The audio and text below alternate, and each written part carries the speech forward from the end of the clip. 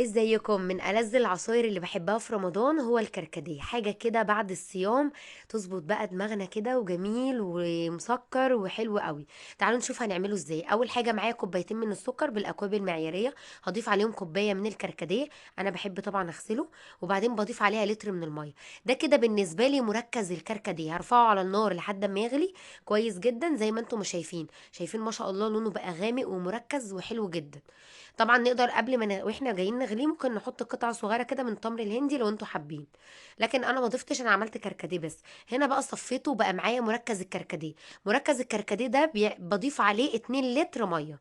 بس انا هعمل ايه؟ انا دلوقتي هشيل المركز ده يبقى معايا في التلاجة، وهعمل لتر يعني قبل الفطار على طول. فهاخد نص المقدار المركز، انا قسمته على 2، حطيت لتر في الشفشق ده يعني، حطيت لتر ميه وضفت عليه المركز نص مقدار المركز، والمركز التاني اللي في الكوباية برضو شايلاه عشان هعمل بيه مرة تانية.